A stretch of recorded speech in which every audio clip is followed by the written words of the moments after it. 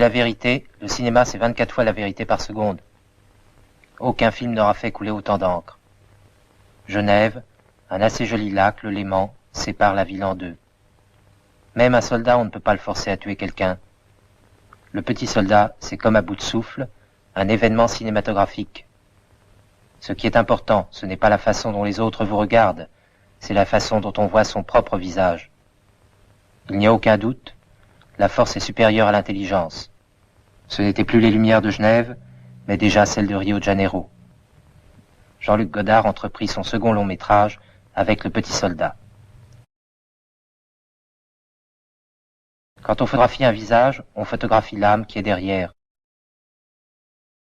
Anna Karina, née à Copenhague, tourna son premier film à 17 ans. Ce film relate l'histoire en secret. La torture, c'est monotone et triste. Il est difficile d'en parler. Le temps de l'action a passé. Celui de la réflexion marque les débuts à l'écran de Michel Subor. Bruno fait à Genève la connaissance d'une covergirl danoise. Il ne faut pas donner le bras aux hommes quand on ne veut rien faire avec eux. Banquier, vendeur de voitures. Mais c'est aussi une histoire d'amour. Jean-Luc Godard a prouvé à quel point il aimait se jouer de la difficulté. De la lutte à laquelle se livrent deux réseaux dans le cadre d'un état neutre. L'éthique, c'est l'esthétique de l'avenir. Intermédiaire, fils à papa, la guerre secrète brassait le nez de mesurer l'audace du jeune cinéaste.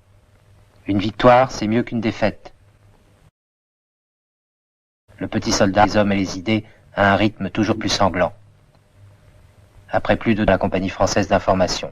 Étrangère qui parle français, c'est toujours très joli. La lutte sourde mais inexorable de deux réseaux, c'est là un aspect absolument inconnu de la guerre secrète qui est livrée à l'écran.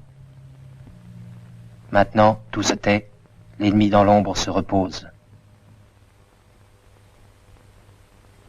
Enlevé et torturé par les membres du réseau adverse, il tente avec succès une évasion désespérée. Véronica avait l'air de sortir d'une pièce de Jean Giraudoux. C'est avant tout un film d'essence. Bruno Forestier, reporter.